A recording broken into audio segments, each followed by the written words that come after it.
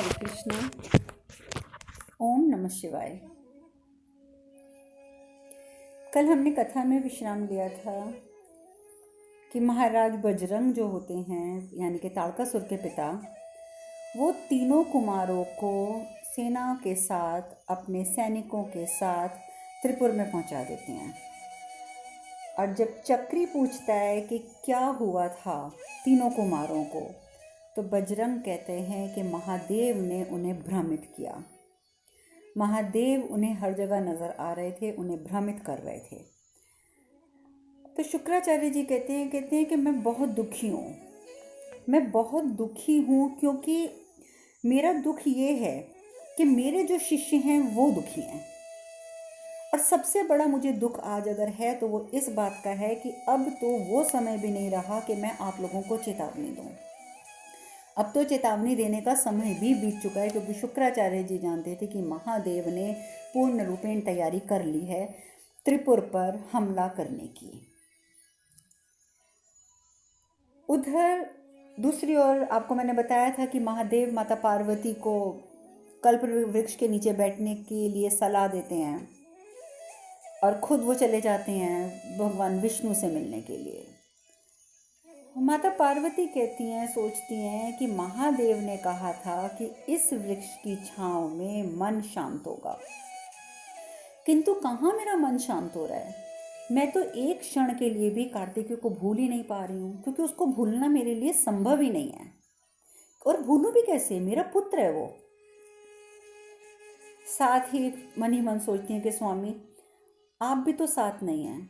अगर आप इस समय हमारे साथ होते तो हम अपनी व्याकुलता आपसे बांट लेते, आपको अपने मन की हर बात करते। पर हम भी क्या करें, हम जानते हैं कि आपका जाना भी आवश्यक था। अभी माता पार्वती इसी कश्मकश में बैठी अपने आप से बातें कर रही होती हैं कि सप्त ऋषि आ जाते हैं। नंदी जी जो होते हैं वो सप्त ऋषियों को लेकर वृक्ष के पास पहुंच जाते हैं, क्योंकि नंदी जी जानते थे कि माता पार्वती और महादेव कहाँ हैं। सप्तऋषि आकर प्रणाम करते हैं और कहते हैं, जो भृगु ऋषि होते हैं वो कहते हैं, माता हम अपनी एक समस्या के समाधान हेतु आपके पास आए हैं, क्योंकि असुरों में और देवताओं में युद्ध तो सदैव चलता रहा है, चलता रहेगा। महादेव, भगवान विष्णु, ब्रह्मदेव, इन तीनों के होते हुए हम जानते हैं कि हमें सुरक्षा की चिंता करने की आवश्यकता नहीं है। किंतु माते, आने वाले समय में युद्ध एक अन्य स्तर पर आरंभ करना होगा और उसके लिए धर्म का प्रचार आवश्यक है। धर्म को जीवित रखने हेतु उसे मनुष्यों तक पहुंचाना आवश्यक होगा। माता पार्वती कहती हैं कि हम आपकी बात समझ नहीं पा रहे हैं, आप हमसे क्या अपेक्षा रखते हैं, आने वाले समय में क्या होने वाला है। यदि आप सब उस बात को जानते हैं, आप अवगत हैं उन बातों से और धर्म का प्रचार भी करना है, लेकिन आपकी हमसे अपेक्षा क्या है, हम क्या कर सकते हैं इस बारे में। दधीजी ऋषि कहते हैं, माते ये कार्य अगर अब कोई कर पाएगा तो वो केवल और केवल शिव और शक्ति की पुत्री ही कर सकती है। माता पार्वती बहुत हैरान होती हैं, कितनी पुत्री वो कहाँ से आई। पर साथ ही माता पार्वती सोचती हैं, अब हमें समझ आया कि स्वामी ने हमें कहा था कि इस वृक्ष के नीचे बैठने से हमारे मन को शांति मिलेगी, हमारा एकाकीपन दूर होगा। और हमें लगता है कि आप लोग इसीलिए आ गए हैं कि आप हमारे एकाकीपन को दूर करने के लिए हमारा मार्ग प्रशस्त करेंगे। कश्यप ऋषि कहते हैं, माते इस समाज में पुत्रों से अधिक सदैव पुत्री का महत्व रहा है और पुत्री की भूमिका वैसे भी अधिक महत्वपूर्ण होती है। अब ये बात तो हम एक आम इंसान को भी समझनी बहुत आवश्यक है। कैसे? क्योंकि देखिए, पुत्री जिस घर में जन्म लेती है उस घर की प्रसन्नता का कारण बनती है और उसे लक्ष्मी इसीलिए कहा जाता है क्योंकि जिस घर में पुत्री जन्म लेती है उस घर के भाग्य खुल जाते हैं। और जब वो दूसरे घर में जाती है, बड़े होकर विवाहित होकर दूसरे घर में जाती है, तो जननी बन के घर में प्रसन्नता का कारण बनती है। क्योंकि जब वो जननी बनकर आपके कुल को आगे बढ़ाती है, आपके वंश को आगे बढ़ाती है, तो भी वो एक प्रसन्नता का कारण बनती है। और वैसे भी कन्यादान का सौभाग्य तो सबसे बड़ा सौभाग्य माना जाता है, जो जिसको प्राप्त हो जाए उसे तो कहते हैं कि मोक्ष प्राप्त होता है। दधीचि ऋषि कहते हैं, पर माते, कदाचित आपको स्मरण ना हो, परंतु मुझे स्मरण है कि आप मेरे आश्रम में अपनी माता के साथ निवास करने हेतु आई थी। आप बहुत छोटी थी जब आप आई थी मेरे आश्रम में। आपके पिता कई वर्षों तक युद्ध करते रहे थे और वो कई वर्षों के बाद आए थे। आप लोगों को ये कथा पता ही होगी कि माता पार्वती जब छोटी सी थी तो मैनावती इनको लेके कई वर्ष तक ऋषि दधीचि के आश्रम में रही थी, क्योंकि हिमावन जो थे वो नागराज से युद्ध करने चले गए थे और उन्हें कई वर्ष लग गए थे। तो दधीचि ऋषि कहते हैं कि माता को केवल आपका ही आसरा था। माता पार्वती की माता को वो कहते हैं कि माता पार्वती को कि सिर्फ आपकी माता को आपका आसरा था। माते, आप उनकी शक्ति थी और आपके कारण ही उन्हें एकाकीपन की अनुभूति नहीं हुई थी, और उन्होंने आपके पिता की अनुपस्थिति में इतने वर्ष आपके साथ, आपके प्रेम के साथ आपको लाड दुलार करते हुए बिता दिए कि उन्हें समय का पता ही नहीं चला।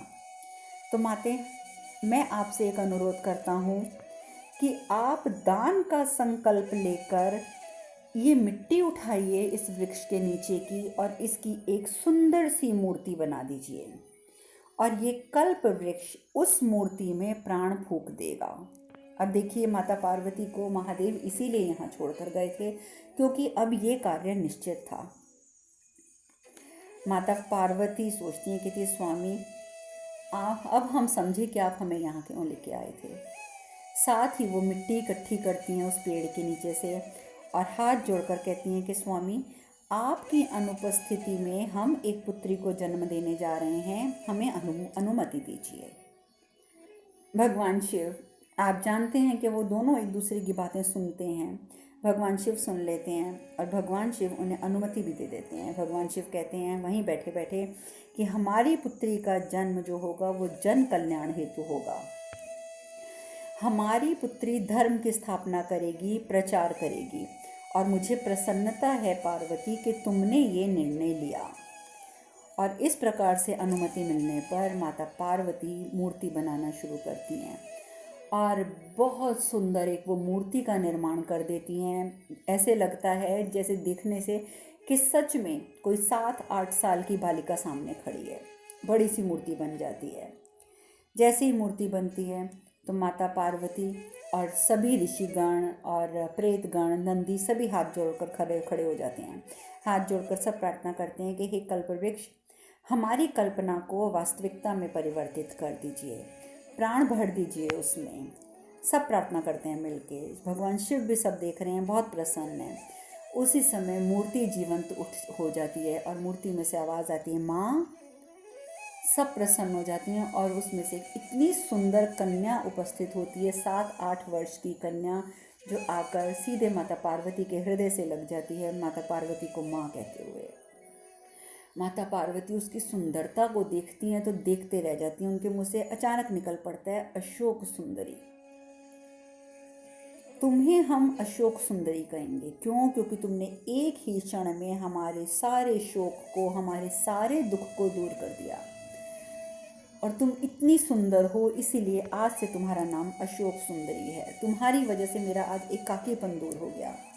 फिर वो सभी ऋषियों से परिचय करवाती हैं कि देखो, ये ऋषि दधीचि हैं, ऋषि भृगु हैं, ऋषि कश्यप हैं। सभी ऋषियों से मिलवाती हैं, नंदी से, प्रेतगणों से मिलवाती हैं। फिर उसको कैलाश लेके जाती हैं। कैलाश ले जाकर कैलाश पर सबसे मिलवाती हैं कि देखो, ये हमारा कैलाश है। अब कैलाश पर जब पहुंचते हैं तो सबको सूचना तो मिल ही जाती है कि माता पार्वती कन्या को लेके कैलाश में आ गई हैं। तो सभी वहाँ पहुँच जाते हैं, सारे ऋषिगण वहाँ उपस्थित हो जाते हैं। मैनावती, जया विजया, धरती माँ, राजा हिमावन, सभी आ जाते हैं। इतना लाड दुलार प्यार करते हैं, क्योंकि राजा हिमावन और मैनावती भी जानते हैं कि कार्तिकेय के जाने के बाद उनकी पुत्री बहुत दुखी थी, बहुत दुखी थी। तो इस वजह से उनके मन में भी था। उन्हें जब ये दिखा कि वो पार्वती अब अशोक सुंदरी के साथ कितनी खुश हैं, खुशी से उनकी आंखों में आंसू आ गए। और उनकी क्या, जया विजया, सभी की आंखों में उनको लाड करते करते आंसू आ गए। अशोक सुंदरी कहती है, माँ हम ये समझ नहीं पा रहे कि हमारे जन्म से ये लोग खुश हैं या दुखी हैं। तो माता पार्वती बोलती हैं कि बेटा पुत्री, ये लोग तो बहुत खुश हैं, और कभी कभी जब हमारी खुशी एक चरम सीमा तक पहुंच जाती है तो वो अश्रुओं में बहने लग जाती है, अश्रुओं में परिवर्तित हो जाती है। तो अशोक सुंदरी बोलती है, नहीं नहीं नहीं, ये सब हम नहीं जानते, पर हमें अश्रु पसंद नहीं है, हमें बिल्कुल पसंद नहीं है अश्रु। तो उसी समय मैनावती कहती हैं कि आप सब अपने अपने अश्रु पोंछ लो, क्योंकि अगर हमारी धोत्री को ये सब पसंद नहीं है तो ऐसा कुछ नहीं होगा जो इसे पसंद नहीं है। और सब अपने आंसू पोंछ लेते हैं और बहुत लाड प्यार से अशोक सुंदरी अब वहाँ रहने लग जाती है। उधर दूसरी ओर तीनों पुरों में इससे पहले मैं आपको एक चीज़ और बताना चाहूँगी कि अशोक सुंदरी को माता पार्वती ने सबसे पहले क्या सिखाया, शिवलिंग की पूजा करना। पूरा माता पार्वती ने तरीका सिखाया कि किस प्रकार से शिवलिंग की पूजा की जाती है। तो अशोक सुंदरी ने ये भी प्रश्न किया कि माता, ये हमारे पिता कैसे हो सकते हैं।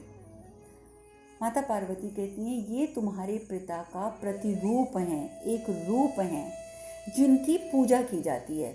असल में तुम्हारे पिता तो तुम्हारे समक्ष आएंगे अपना कार्य खत्म करके, परंतु फिलहाल तुम्हें उनके इस रूप की पूजा करनी है, उनके इस प्रतिरूप की पूजा करनी है।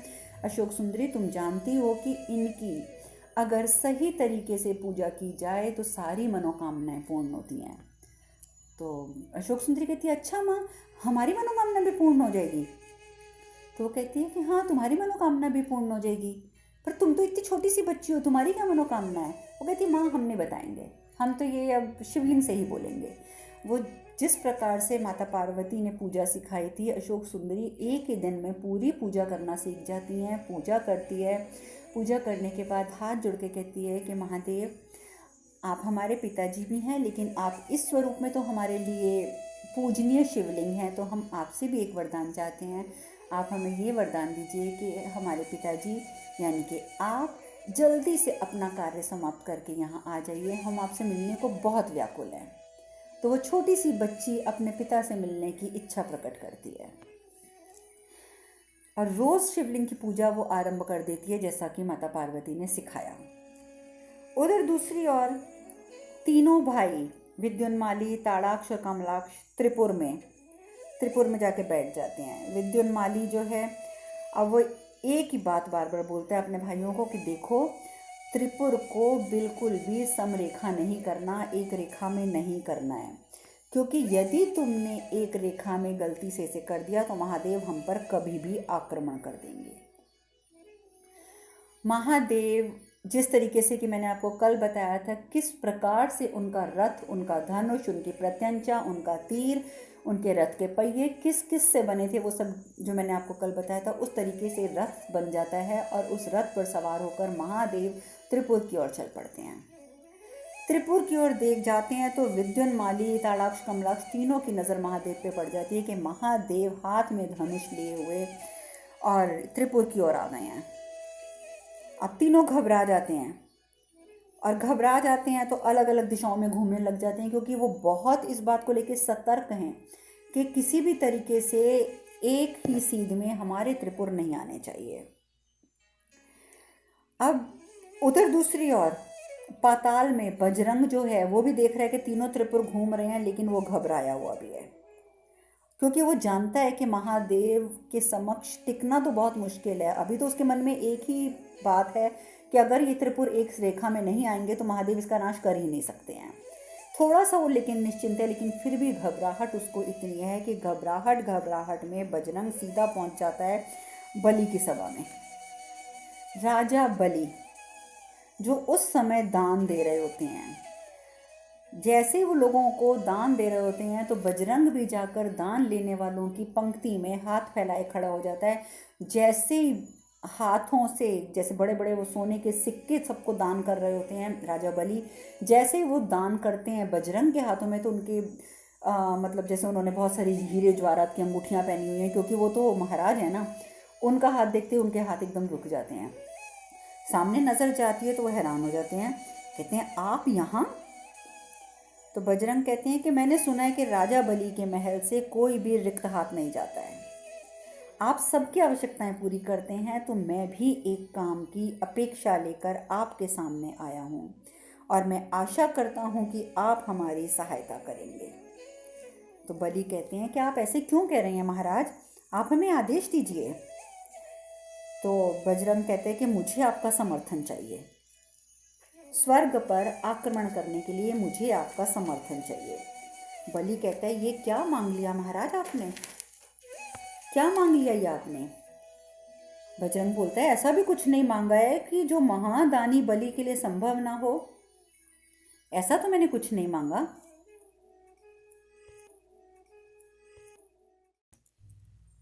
तो बजरंग बोलता है मैंने ऐसा तो कुछ मांगा ही नहीं है कि जो आप जैसे महादानी के लिए संभव ही ना हो।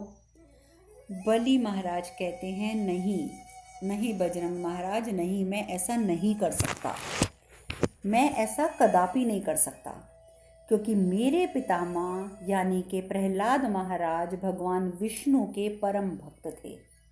मेरे पिता विरोचन सदैव धर्म के पथ पर चले और मैंने भी आज तक कोई अधर्म नहीं किया है। तो मैं तो आपको भी यही सलाह दूंगा महाराज कि आप भी अधर्म का विचार मन से त्याग दीजिए। इतना याद रखिएगा महाराज कि अधर्म मन की शांति छीन लेता है। और फिर जिन देवताओं का संहार करने के लिए आप हमें कह रहे हैं वो हमारे पिता की संतान हैं।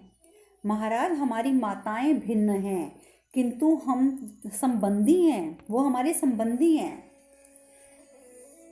जब बलि महाराज, जो कि आप सबको मैं भागवत कथा में भी बता चुकी हूँ कि बलि महाराज प्रहलाद के पौत्र थे, विरोचन के पुत्र थे, तो वो कभी अधर्म करते ही नहीं थे और बलि महाराज जैसा बड़ा दानी तो कोई भी नहीं था। आप जानते हैं ना कि बलि महाराज की दान की वजह से ही तीन ही पगों में पूरी धरती, आकाश, पाताल सब कुछ भगवान विष्णु ने एक छोटा सा ब्राह्मण का रूप लेकर और सारी की सारी चीज़ों पर अपना कब्जा कर लिया था, उनसे दान में प्राप्त कर ली थी। अगर आप लोगों को याद होगा तो वामन रूप की, जो भगवान विष्णु के वामन अवतार की कथा मैंने सुनाई थी, उसमें ये सब कुछ आया था। तो खैर वो कहते हैं कि वो हमारे संबंधी हैं, जो देवतागण हैं, तो मैं ये बात सोच भी नहीं सकता। बजरंग कहता है कि तो संबंधी होने का मान क्या केवल असुरों को रखना चाहिए, देवताओं को नहीं? मैंने भी तो एक बार रखा था, क्या मिला मुझे? इंद्र को मैंने प्राण दान देने की भूल करी थी, भूल, क्या फल मिला मुझे उसका? क्या फल मिला? देवताओं ने महादेव की सहायता से मेरे पुत्र का वध करा दिया। और वैसे मेरा यहाँ आने का उद्देश्य आपको धर्म संकट में डालना नहीं है बलि महाराज, मैं तो इस भ्रम में चला आया कि महादानी राजा बलि मेरी व्यथा सुनकर मुझे निराश नहीं लौटाएंगे। मैं आपसे क्षमा चाहता हूँ। और ये कहते हुए बजरंग जो है वो उल्टे पांव लौट चलते हैं। अब देखिए असुर, बलि भी असुर प्रजाति के हैं। बलि कहते हैं महाराज अब आप यहाँ तक आ ही गए हैं तो मैं आपके साथ हूँ। मैं स्वर्गलोक पर आक्रमण करके किंतु सिर्फ और सिर्फ देवताओं को पराजित करूँगा। मैं सिर्फ देवताओं को युद्ध में पराजित करने हेतु आपके साथ रहूँगा और ये मेरे लिए सिर्फ और सिर्फ एक युद्ध होगा। युद्ध के नियमों का उल्लंघन नहीं किया जाएगा, ना कोई अधर्म किया जाएगा। क्यों? क्योंकि अधर्म ना तो मैं खुद करूँगा और ना ही मैं किसी को करने दूंगा। यदि मेरी बात स्वीकार है तो मैं आपके साथ हूँ।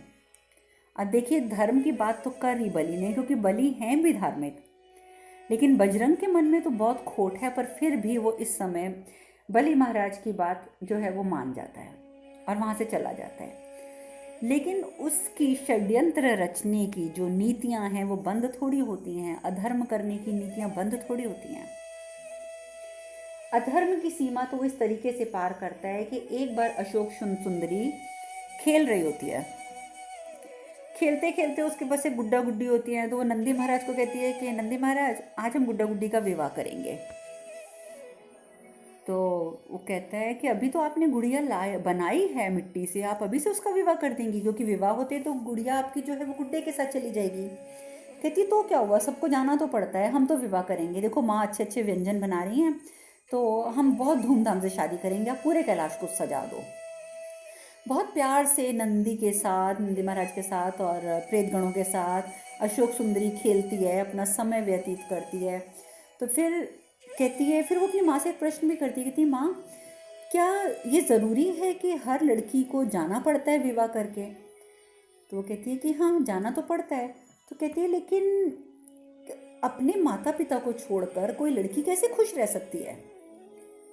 माता पार्वती कहती हैं क्योंकि माता पिता से जो प्रेम मिल रहा है उससे कई गुना ज़्यादा प्रेम जब उनका पति उन्हें देता है तो वो सुखी हो जाती हैं। तो कहती नहीं माँ, मैं तो नहीं मानती कि माता पिता से दूर होकर कोई लड़की सुखी हो सकती है। माता पार्वती कहती हैं पुत्री, तुम्हारी नानी जब तुम्हारे अपने माता पिता को छोड़कर तुम्हारे नाना के पास आई और नाना के पास आकर उन्होंने तुम्हारे नाना का प्रेम प्राप्त किया तो वो सुखी हो गई।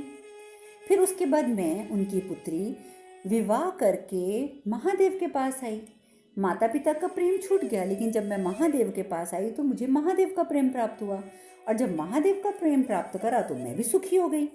तो इसी प्रकार तुम्हारा भी जब विवाह होगा तुम्हें भी तुम्हारे पति का प्रेम प्राप्त होगा और तुम भी सुखी हो जाओगी। वो कहती है अच्छा, ज़रूरी है कि हमारा पति भी हमें प्रेम करेगा? माता पार्वती बोलती है क्यों नहीं करेगा, हमने तो आपके लिए आपका पति ढूंढ भी लिया है। तो बड़ी हैरान होती है वो छोटी सी कन्या, कहती है माँ आपने अभी से हमारे लिए हमारा पति ढूंढ लिया, कौन है हमारा पति? माता पार्वती कहती हैं आपके पति होंगे नकुश, आप जब बड़े हो जाएंगी तो हमने सोच लिया है कि हम आपका विवाह नकुश से करेंगे, वो बहुत ही अच्छा लड़का है, अभी से वो बहुत संस्कारी है, विद्यावान है, बलशाली है, तो इसलिए हमने तो फैसला कर लिया तुम्हारा विवाह नकुश से होगा। कहती ठीक है माँ, अगर आपने सोच लिया तो हम भी आपको वचन देते हैं कि हम आज से ही नकुश को ही अपना पति मानेंगे। अब इसी तरीके से खेल में उनकी ज़िंदगी चल रही है। महादेव तो अभी अपने उसी अभियान पर गए हुए हैं त्रिपुर के नाश करने में। खेलते खेलते एक बहुत सुंदर खरगोश दिखता है अशोक सुंदरी को, तो वो खरगोश के पीछे भागना शुरू कर देती हैं। खरगोश के पीछे भागते भागते भागते भागते पता ही नहीं चलता अशोक सुंदरी को कि कब वो कैलाश की सीमा भी पार कर जाती हैं। कैलाश की सीमा पार करती एकदम उनका ध्यान जाते, कहती अरे हमने तो कैलाश की सीमा पार कर ली, ये तो हमने अच्छा नहीं किया, हमारी माँ चिंतित होगी, चलो हमें वापस चलना चाहिए। जैसे ही अशोक सुंदरी वापस मुड़ती है तो उसका ध्यान जाता है कि खरगोश वहीं पे पेड़ के नीचे बैठा हुआ है। तो वो कहती है अरे हमें यहाँ तक तुम खींच के ले आए और खुद यहाँ छुप के बैठे हो। वो जैसे ही आगे जाकर उस खरगोश को पकड़ने लगती है अशोक सुंदरी, वो खरगोश जो है वो एक दैत्य का रूप धारण कर लेता है। दैत्य का रूप धारण करता है तो अशोक सुंदरी एकदम चिल्लाने लगती है माँ माँ माँ। उधर माता पार्वती भी सोच रही है कि कहाँ गई हमारी पुत्री। नंदी से पूछती है तो नंदी कहते हैं हम तो कैलाश को सजा रहे हैं विवाह के लिए, अभी तो यहीं खेल रही थी अशोक सुंदरी, यहीं कहीं होगी माते।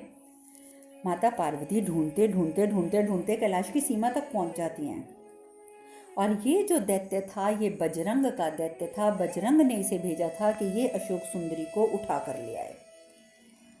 अब माता पार्वती जैसे ही देखती हैं दैत्य को तो कहती हैं कि इसको छोड़ दो, हमारी पुत्री को छोड़ दो। तो कहता है नहीं छोड़ूंगा। कहती है छोड़ दो अन्यथा। कहता है क्या अन्यथा? और ये कहते ही वो जो दैत्य है वो अशोक सुंदरी को लेके अदृश्य हो जाता है। माता पार्वती देखती हैं तो गायब, आंखें बंद करके देखती हैं तो उनको पता चल जाता है कि वो मेरी पुत्री को लेके पाताल लोक चला गया है। उधर बजरंग खुश, बहुत खुश बजरंग तो सोचता है कि देखो यदि शिव मेरे पौत्रों का वध करेंगे तो फिर तो जीवन पर्यंत उन्हें उनकी पुत्री का मुख देखने को नहीं मिलेगा, क्योंकि अब उनकी पुत्री हमारे पास है। अगर वो त्रिपुर पर आक्रमण करेंगे या हमारे पौत्रों को मारने का प्रयत्न करेंगे तो हम भी यहाँ पर उनकी पुत्री को मार देंगे। बहुत खुश है बजरंग कि त्रिपुर ने अपना मोर्चा संभाला है, बलि स्वर्ग पर आक्रमण करने के लिए तैयार है, मैं अपने हिसाब से यहाँ आक्रमण करूँगा। अरे महादेव कहाँ कहाँ जाएंगे, उन्हें तो समझ ही नहीं आएगा कि ये हो क्या रहा है। और उधर माता पार्वती पाताल लोक पहुँच जाती हैं। पाताल लोक पहुँच जाती हैं तो पाताल लोक पहुँच कर वो सीधा बोलती हैं असुर को कि अब तेरी मृत्यु जो है वो निश्चित है, तो वो कहती है कि उतनी देर में वो कहता है तो आप मुझे क्या मारेंगी, मैं इस लड़की को अभी पाताल लोक से भी लेके कहीं और चला जाऊंगा, कहाँ कहाँ तक मेरा पीछा करेंगी आप, और मैं इसे पालूंगा, बड़े होकर मैं इसके साथ विवाह करूंगा जब ये बड़ी हो जाएगी तो। इतना क्रोध आता है माता पार्वती को उसकी इस असुरी प्रवृत्ति को देखकर। वो जैसे ही हाथ आगे करके उसका वध करने लगती हैं तो अशोक सुंदरी रोक लेती है, कहती है नहीं माँ। तो कहती नहीं पुत्री, मृत्युदंड तो निश्चित है, इसने जो कुछ तुम्हारे साथ किया है मृत्युदंड तो निश्चित है, जैसे विचार इसने तुम्हारे लिए बनाए हैं। तो अशोक सुंदरी कहती है माँ मृत्युदंड हम इसे दे चुके हैं। तो पार्वती माता बड़ी हैरान होती है, कहती है कैसे दिया तुमने मृत्युदंड। अशोक सुंदरी कहती है माता हमने इसे कह दिया है कि ये हमसे विवाह करना चाहता है ना, हमें बड़ा करके हमारा पति बनना चाहता था ना, तो हमने इसे पहले ही श्राप दे दिया है कि अब हमारा पति नकुश ही इसका वध करेगा। माता पार्वती कहती हैं ठीक है पुत्री, अगर तुमने इसे श्राप दिया है तो हम तुम्हारे श्राप के बीच में नहीं आएंगे। और वो उस दैत्य को कहती हैं कि अब तो तुम्हें माफ़ी मिल गई अभी के लिए, लेकिन ये तय है कि तुम्हारा वध अब नकुश के हाथों होगा, लेकिन हमारे क्रोध की जो तीव्रता है वो नकुश के हर एक बाण में होगी, हर एक हथियार में हमारा क्रोध होगा, और तुम्हारा अंत कैसे होगा ये तुम अब कल्पना भी नहीं कर सकते। और इस प्रकार से वो अशोक सुंदरी को लेकर कैलाश आ जाती हैं। अब हम कथा में आज यहीं विश्राम लेते हैं। हरे कृष्ण कृष्ण कृष्ण हरे हरे, हरे राम राम राम हरे हरे। आप सब खुश रहें, सुखी रहें, स्वस्थ रहें। हरे कृष्णा। ओम नमः शिवाय, ओम नमः शिवाय, ओम नमः शिवाय, ओम नमः शिवाय।